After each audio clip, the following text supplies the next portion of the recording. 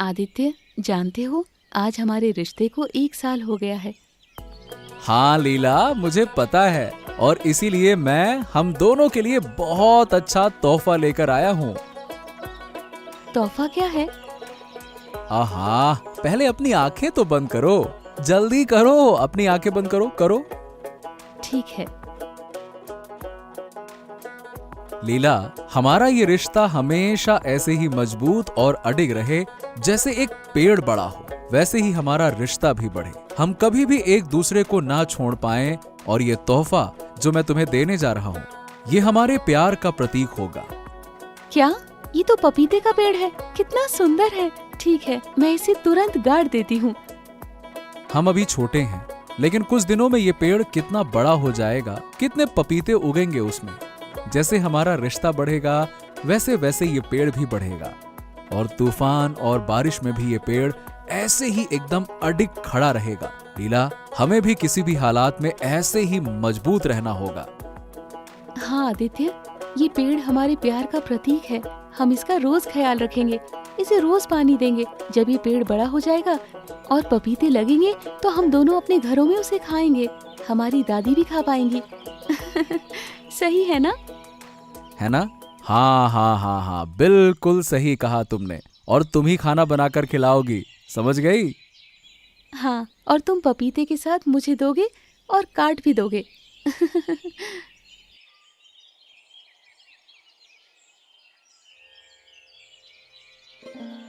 आदित्य भाई उठो, बहुत काम है। नहीं, ये लड़का ऐसे नहीं उठेगा। मैं तो हमारे पेड़ों को थोड़ा पानी दे आती हूँ। अगर रोज पानी नहीं दिया तो पेड़ सूख जाएंगे। उफ, कितना सुंदर पेड़ हो गया है। पपीते भी लग गए हैं। थोड़े और बड़े होंगे तो हम खा सकेंगे। लीला ने सच में बहुत अच्छा पेड़ लगाया है। इस गर्मी में पपीते खाने से पेट ठंडा रहता है। ये बुआ, वो तुम्हारा पेड़ नहीं है, वो तो मेरा पेड़ है। मेरे पोते आदित्य ने लगाया है, तुम्हारी नातिन ने नहीं। कितनी बुरी बुआ, मेरे पेड़ को अपना कह रही है। पपीते खाकर पेट ठंडा करेगी। पहले तो पेड़ को छू कर देख, हाथ तुड़वा दूंगी। बुराई कम नहीं है बुआ की। तुम क्या बोल रही हो? ये पेड़ मेरी नातिन ने लगाया है, ये हमारा पेड़ है। शर्म नहीं आती? तुम्हारा दिमाग खराब हो गया क्या? हर वक्त दूसरों की बुराई करती रहती हो और दूसरों की चीजें अपनी कह देती हो। पेड़ को भी नहीं छोड़ा। हाँ, जाओ डॉक्टर को दिखाओ। मेरा दिमाग सही है। जाओ अपने पोते से पूछो ये पेड़ किसका है। वो कहेगा तुम एक फालतू महिला हो।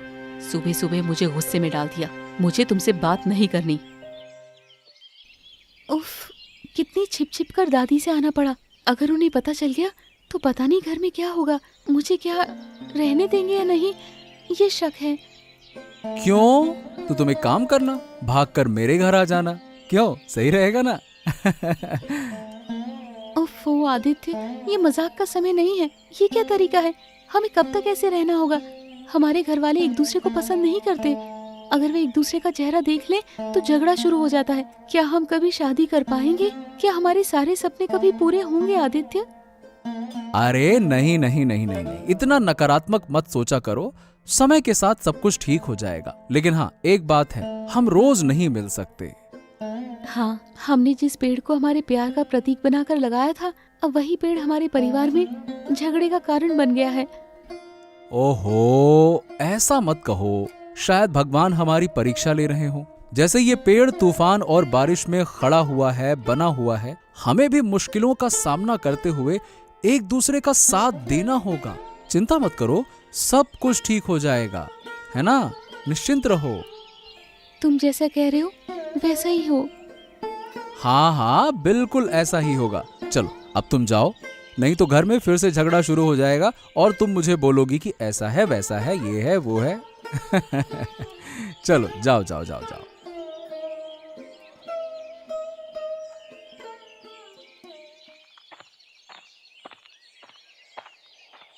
ओह, तू आ गया। सुन, मुझे तुझसे एक बात करनी थी। हाँ कहिए ना दादी, क्या बात हो गई? तू सच में बता, वो पपीते का पेड़ किसने लगाया था? तूने या उस घर की लड़की लीला ने? आज सुबह उस बुआ ने मुझे कितनी बातें सुनाई। जानता है क्या क्या कहा और मुझे अपमानित किया। मैंने भी उसे जवाब दिया, छोड़ा नहीं उसे। लेकिन वो बुआ कह रही थी कि उसकी नातिन ने पेड़ लगाया था। तू सच सच बता, असली सच क्या है? अरे दादी, तुम भी क्या छोटे बच्चे हो जो एक पेड़ को लेकर झगड़ा कर रहे हो? अरे पेड़ को लेकर कौन झगड़ता है? पेड़ में तो बहुत सारे पपीते लगे हैं, हम लोग मिलकर खा लेंगे। अब कौन पेड़ लगाता है, किसने लगाया, ये जानने से क्या हो जाएगा? बताओ भला। तुझे ये सब कहने का हक किसने दिया? भूल मत, तेरा बाप भी मेरे पेट में ही था। अब बताओ, किसने लगाया था? उस पेड़ को कुछ समय पहले मैंने और लीला ने मिलकर लगाया था। दोनों मिलकर? नहीं, महाराज के पास जाना पड़ेगा। ओ लीला, ये पेड़ किसने लगाया था, मुझे बताओ। क्यों? ओफो, बोल ना। मैंने और आदित्य दोनों ने मिलकर लगाया था। क्या? अब हमें महाराज के पास ही जाना होगा। प्रणाम महाराज, मैं बहुत परेशानी में हूँ, आपके पास आई हूँ।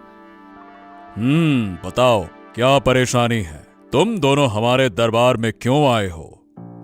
महाराज, हमारे दोनों घरों के बीच एक पपीते का पेड़ है। वो मेरे पोते ने लगाया था, लेकिन ये बुआ कह रही है कि ये पेड़ उसका है और वो पपीते तोड़ने की जिद कर रही है। कृपया इस महिला को सजा दें। नहीं नहीं महाराज, ये पेड़ मेरे पोते ने लगाया था। उसने खुद ये पौधा लाकर लगाया था, लेकिन लीला के साथ मिलकर उसने इसे लगाया था। तो इस पेड़ की मालकिन मैं हूँ और सारे पपीते मैं ही खाऊंगी। आहा, अब ये किस तरह की मांग है? एक पेड़ के दो मालिक? हाँ ठीक है, मैं इस मुद्दे पर अपने महामंत्री देवराज से चर्चा करूंगा, लेकिन तब तक आप दोनों इस पेड़ को लेकर झगड़ा ना करें, ये मेरा आदेश है, समझ गए? मैं नहीं करूंगी, आप उसे समझाइए। मैं दोनों को कह रहा हूं। ठीक है, चलिए अब आप जा सकती हैं, जाइए। महाराज ने कहा था कि एक समस्या सुलझानी है, लेकिन समझ नहीं आ रहा कि इस समस्या का समाधान क्या निकाला जाए। मतलब एक पेड़ और दो मालिक। ओफो। अरे ओ देवराज बाबू, घर जा रहे हो क्या? हाँ हाँ माधव, नहीं नहीं, काम से महल निकल रहा हूँ, बाद में घर जाऊंगा। तुम बताओ।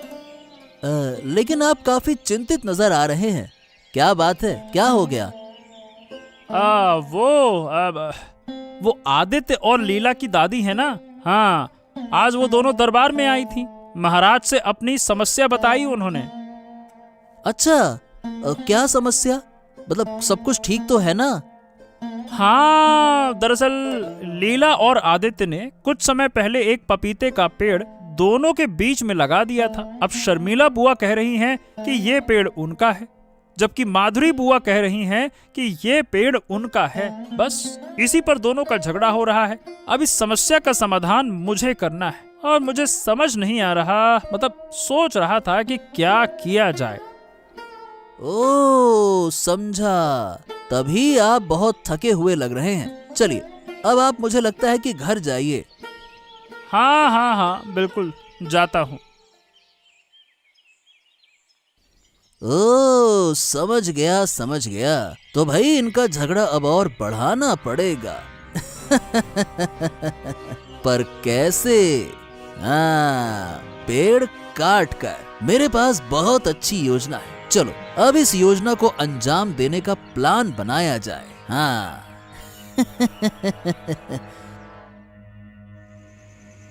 यही तो वो पपीते का पेड़ है, सब सो रहे हैं। ये सही मौका है इस पपीते के पेड़ को काटने का। पेड़ पर बहुत सारे पपीते लगे हैं, एकदम कच्चे पपीते, और गर्मी में पेट को ठंडा कर देंगे, और बाकी सब पपीते छोटे मोटे जो है वो बाजार में बेच दूंगा। बस पैसे भी आ जाएंगे, पेट भी शांत हो जाएगा और मजा भी आ जाएगा। अब जाता हूँ, पेड़ को काटूं, नहीं तो कोई आ सकता है। जल्दी करता हूँ।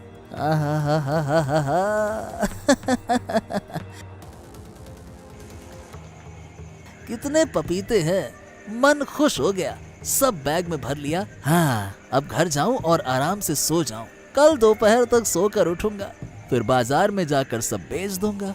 हैं? ये क्या आवाज आ रही है? ओहो, लगता है कि शायद कोई आ गया। जल्दी से यहाँ से भागता हूँ।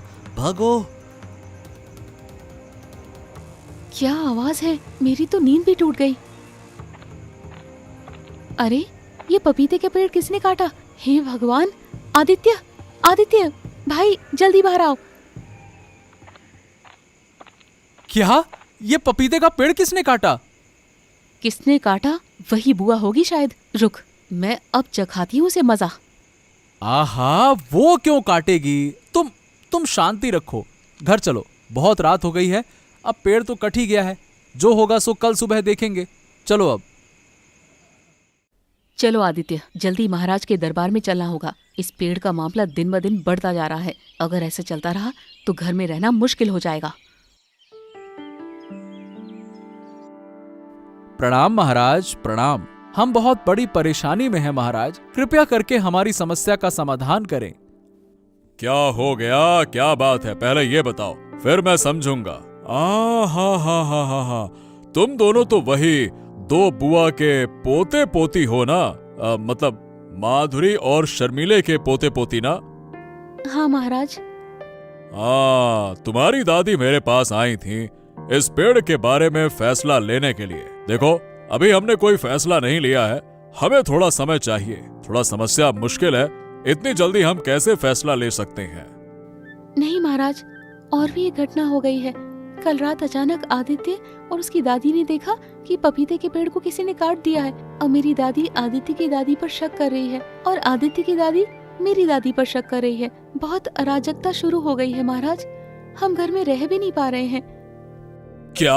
किसी ने पेड़ ही काट दिया? हे भगवान, अब इसे हल कैसे किया जाए? मुझे तो ये पता करना होगा कि पेड़ आखिरकार काटा किसने। ठीक है, हम देखते हैं। तुम लोग जाओ, हमें शांति पूर्वक सोचने दो। जाओ। महारानी, मैं एक बड़ी मुश्किल में फंस गया हूँ, बताइए अब क्या करें? कुछ अच्छा नहीं लग रहा।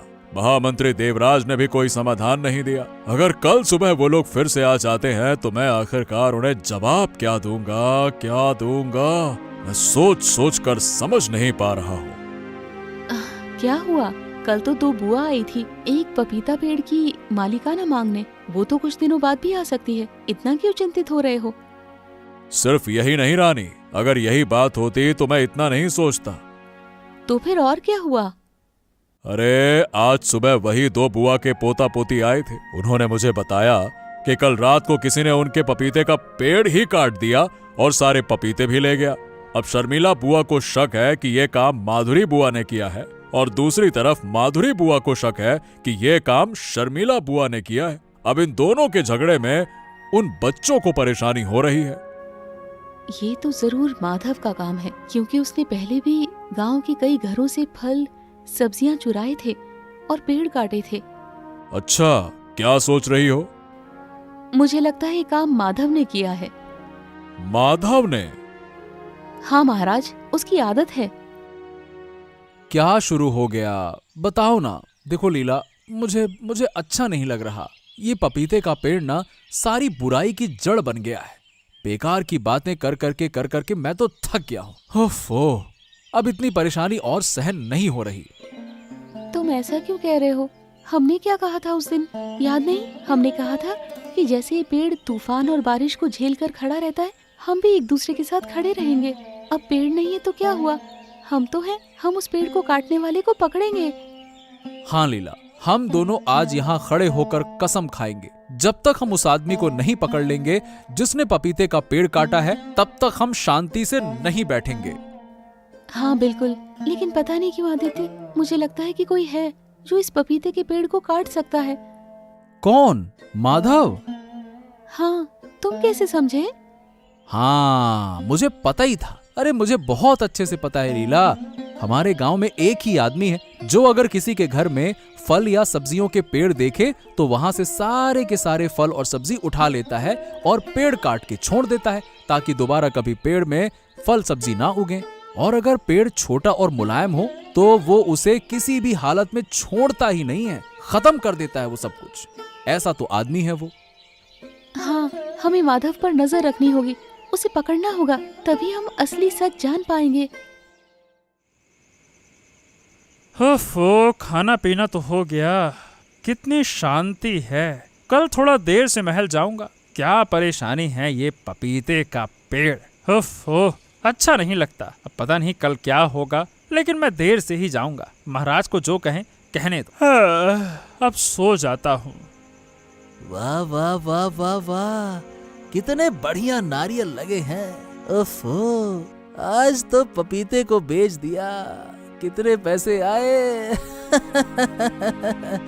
और आज इन नारियलों को काटना पड़ेगा।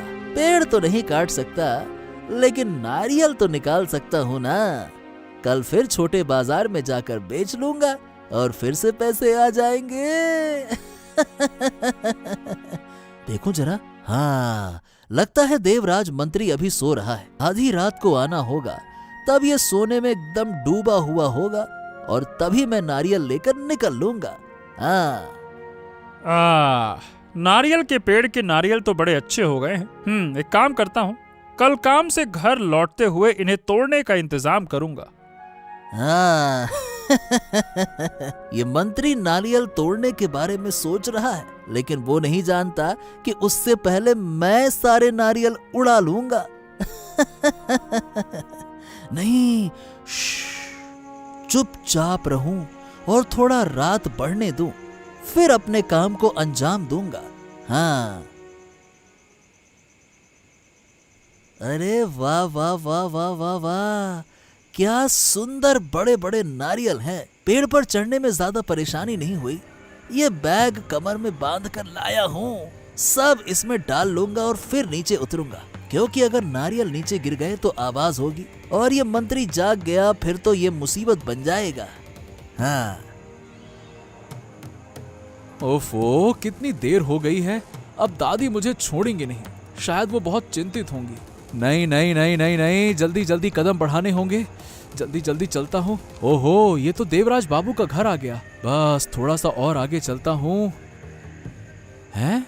ये क्या, देवराज बाबू के नारियल पेड़ पर कोई है? ओहो, चलो चलो चलो चलो, थोड़ा आगे जाकर देखता हूँ। हो गया सब कुछ, अब उतरता हूँ। ये क्या, ये तो माधव है। ओहो, माधव यहाँ भी चोरी करने आ गया।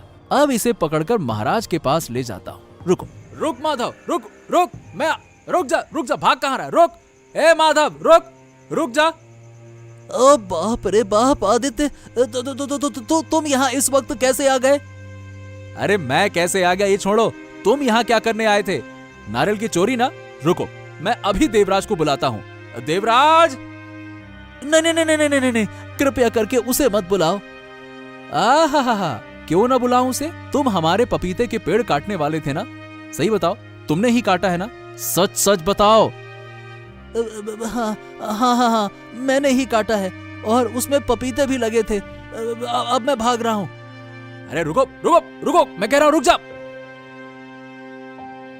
देवराज बाबू, अरे ओ देवराज बाबू, थोड़ा बाहर आइए, जल्दी आइए। अरे इतनी रात को कौन आवाज दे रहा है? हाँ ठीक है, आ रहा हूँ। अरे आदित्य, तुम, क्या हो गया? अरे और कुछ मत पूछिए देवराज बाबू, मैं बस काम खत्म करके घर लौट रहा था। बहुत देर हो चुकी थी लौटने में, जल्दी जल्दी अपने घर के तरफ जा रहा था। आपके घर के सामने से गुजरते वक्त मैं क्या देखता हूँ कि माधव आपके नारियल के पेड़ से सारे नारियल चुरा कर भाग रहा था। मैंने उसे पकड़ लिया और महाराज का नाम लेकर उससे पूछा कि हमारे पेड़ के पपीते को किसने काटा। तो वो डरकर अपनी गलती मान गया और खुलासा कर दिया उसने सब कुछ। क्या बात कर रहे हो? मेरे सारे नारियल लेकर भाग गया तो तुम उसे पकड़ नहीं सके? अरे देवराज जी, मैंने बहुत कोशिश की थी, लेकिन वो छुड़ाकर भाग गया। मैं माफी चाहूंगा जो मैं उसे पकड़ नहीं पाया। ओफो, ठीक है, कोई बात नहीं। मैं कल सुबह ही महाराज को सारी घटना बताऊंगा और उस माधव को पकड़कर महाराज के सामने ले जाऊंगा और उसे उचित सजा दिलवाऊंगा। हाँ बिल्कुल देवराज जी, उस माधव को सजा मिलनी ही चाहिए। वो दिन ब दिन बढ़ता जा रहा है। इतनी चोरी करने के बाद भी उसे कोई सीख नहीं मिली। उसे तो सजा बिल्कुल मिलनी चाहिए। मैं कल सुबह ही महाराज के पास जाऊंगा और सारी घटना बताऊंगा। प्रणाम महाराज, प्रणाम प्रणाम। हाँ देवराज, इतनी देर क्यों हो गई? बताओ, कोई समाधान मिला? वो पपीता चुराने वाला कौन था? हाँ महाराज, सारा समाधान मिल गया। ये आदित्य आपको सारी बात बताएगा। क्या आदित्य बताएगा? ठीक है, बोलो आदित्य। महाराज, मेरे पपीते के पेड़ को किसी और ने नहीं बल्कि माधव ने काटा और पपीते चुरा लिए। दरअसल बात यह है कि कल जब मैं काम से लौट रहा था तो मैंने माधव को देवराज बाबू के घर के नारियल चुराते हुए देख लिया और उसे पकड़ लिया और आपका डर बताया उसे, और उससे पूछा मैंने डरा धमका कर कि हमारे पपीते के पेड़ किसने काटे। तब उसने माना कि उसी ने काटे हैं महाराज। हाँ महाराज, मैं सुबह जाकर माधव को अपने साथ ले आया हूँ। ये तुमने बहुत अच्छा काम किया। इस माधव की वजह से मैं इतने झमेले में फंसा था। माधव, जो कह रहे हैं वो सच है? हाँ हाँ हाँ हाँ महाराज, बिल्कुल सच है। मुझे माफ कर दीजिए महाराज। मैं ऐसा फिर कभी नहीं करूंगा। माफी तो मैं दे नहीं सकता, लेकिन हाँ, तुमने सब कुछ कबूल कर लिया है, इसीलिए तुम्हारी सजा थोड़ी कम कर सकता हूँ। सैनिकों, इसे बंदी बनाकर ले जाओ। अरे मुझे माफ कर दीजिए आदित्य बाबू, देवराज बाबू, मुझे माफ कर दीजिए। मैं अब ये काम नहीं करूंगा। महाराज एक बार माफ कर दीजिए। मैं अच्छा इंसान बन के दिखाऊंगा। अरे ले जाओ इसे। धन्यवाद महाराज, आपका बहुत बहुत धन्यवाद। हाँ ठीक है, लेकिन तुम उन 2 बूढ़ियों को बुलाओ और लीला को भी। मुझे उनसे कुछ बात करनी है। जैसी आपकी आज्ञा महाराज। देखो बूढ़ी माँ, मैं दोनों को कह रहा हूँ, तुम्हारे पपीते का पेड़ माधव ने काट दिया था और सारे पपीते चुरा कर ले गया। इसीलिए आपस में झगड़ा बढ़ाने से कोई फायदा नहीं है। लेकिन अगर तुम लोग नहीं रुके तो बाहर के लोग इसका फायदा उठाकर तुम्हारा नुकसान करने की कोशिश करेंगे। समझ गए? हाँ महाराज, मैं समझ गई। मैं माधुरी से माफी मांग रही हूँ। मैं अब उससे झगड़ा नहीं करूंगी।